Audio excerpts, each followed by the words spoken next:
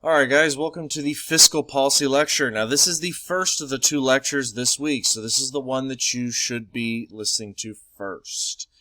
Okay, so what fiscal policy is how the government affects your money. So this is how government policy affects the ability of individual people and corporations and all that to retain or use their money. So by definition, guys, fiscal policy is any government decisions on spending or taxation, right? These are the two categories that are intended to improve or maintain the economy.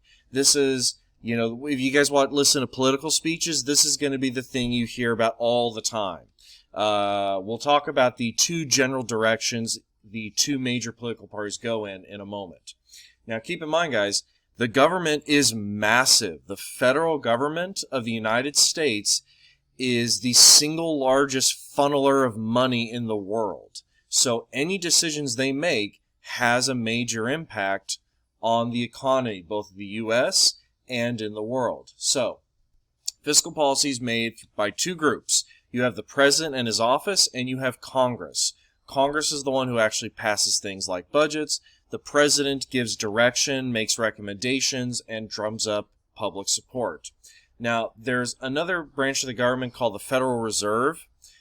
They do not make federal policy. They are part of the monetary policy, which is a slightly different concept, which will become clear in the second lecture. So, the federal budget is a specific document. It is an actual written down thing. It has particular numbers. It's not just an agreement. It's a specific contract. And it determines how much money the government thinks it's going to get for a certain year and how much money it plans on spending. So it's basically a combination of its tax report, with its income, its it's W-2, and it is also its budget. And they have to do this every fiscal year. Now, a fiscal year, guys, is a one-year period, but it is not a calendar year. A calendar year is January 1st, December 31st.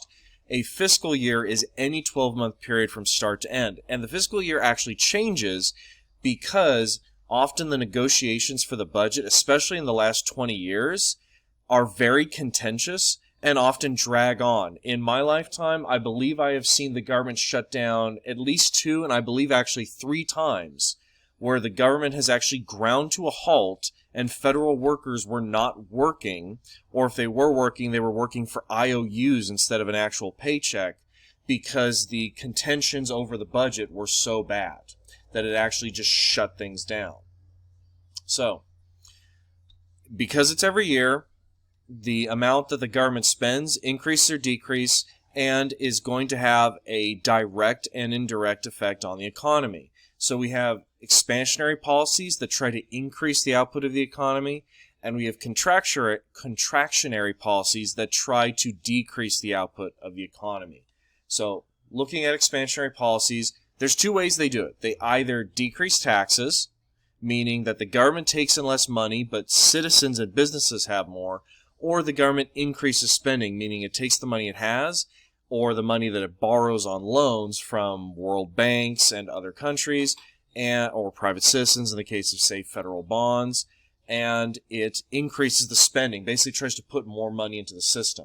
So, if you argue for the decreasing taxes way of stimulating the economy, the idea is that by giving people more money to spend, more money equals more demand, right? They have more money so they can fulfill all the demands.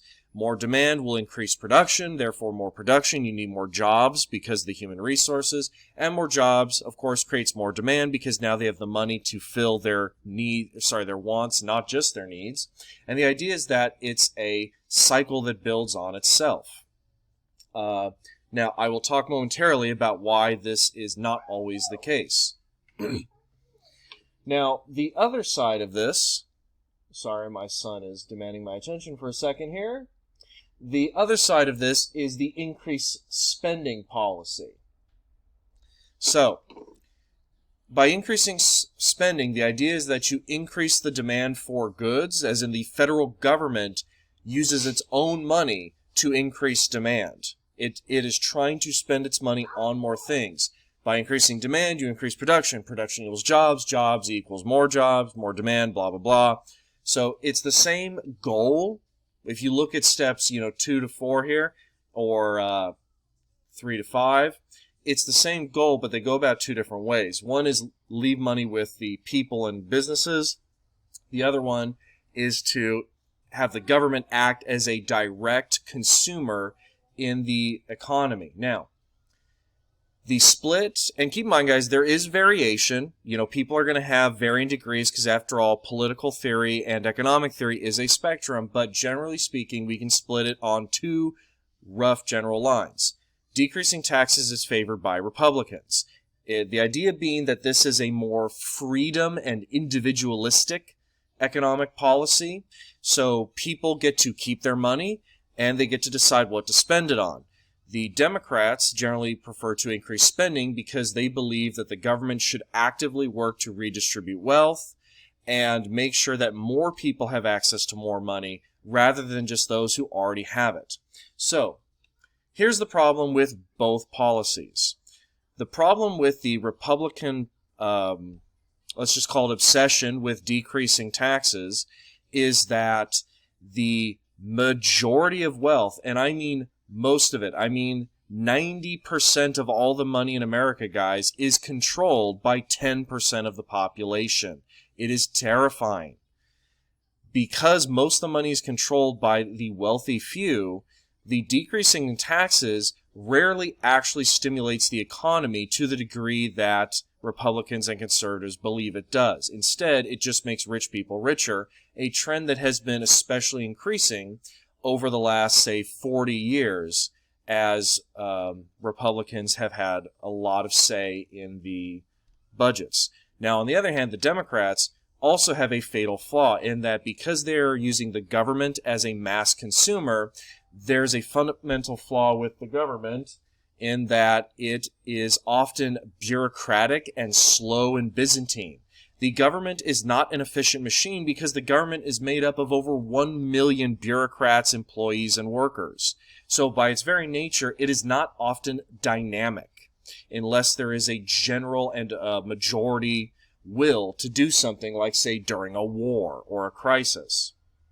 So both of these have fundamental flaws, which is why most responsible economists will say that a combination of the two, or a more directed one, say, for instance, decreasing taxes but specifically only for the lower middle class, or increasing spending but only in very specific and very controlled marketplaces in order to prevent government bloat.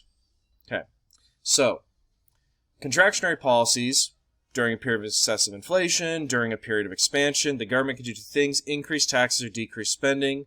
Now, you increase taxes, people have less money to spend, less money equals less demand equals lower inflation, or you decrease spending, means there's less money in the economy, less money equals less demand equals lower inflation. Now, here's the thing. Nobody likes contractionary fiscal policies. Okay, and this is a major issue with fiscal policy. You have the expansionary or contractionary, but nobody wants to do the contractionary. Nobody wants to be seen as the one lowering the economy, which is why I have this really great cartoon of tax and spend for Democrats and then spend and spend for Republicans. And this is a very accurate cartoon of the last, say, 2 to 3 decades, where Democrats generally want to increase taxes so that they can increase spending, right? Their particular type of expansionary economics, whereas the Republicans don't want to tax anybody, but at the same time, they love to spend money, especially on their pet projects, which tend to be things like the military. So, because it's unpopular to raise taxes or to cut government spending, elected officials don't do it. Nobody wants to do it. It's so unpopular. For example, in '84, when Walter Mondale ran against Reagan, he tried to equalize the economy, saying, look, we only need to do a few percentage points increase in taxes, and the economy would be running in the black, meaning it would not be losing money anymore. He was defeated in one of the worst landslides in U.S. history. Now, he was saying something that was incredibly obvious, basic, and true, but nobody wants to hear it. So this is always the problem with keeping the U.S. government control. You guys should remember I showed you way back at the beginning of economics semester, I showed you the U.S. debt clock, where you guys could see just how much money there is. This picture is super old and way out of date. We're at something like 23 trillion and growing, I believe, at the moment. I haven't checked in a few weeks. So it's not like this wasn't a completely true statement, and a slight increase of a few percentage points for most people would not have broken the bank or wrecked their lives, but the fact is that nobody wants to do it. It's unpopular, and this is a major reason why the U.S. has fallen into such debt. So, if the government cuts taxes, they have less money to spend, they go into debt. Or if they keep spending without raising taxes sufficiently, they go into debt. So the federal debt is in the trillions, so the government has to borrow money by selling bonds. These bonds have to pay back the interest, costing the government more money. And the U.S. government, since the second Bush administration and basically the war in Iraq in 2003, has run a permanent debt, where we have fallen ourselves into a cycle of borrowing more money to pay off our existing debt, and therefore getting into more debt. So this is one of those things where it is a problem that could, in theory, be fixed with relatively sensible economic fiscal policies, but the fact is that the obvious and easy ways to fix it are deeply unpopular by Americans and therefore the politicians who are desperate for their vote. All right, guys, after this one, head on over to monetary policy.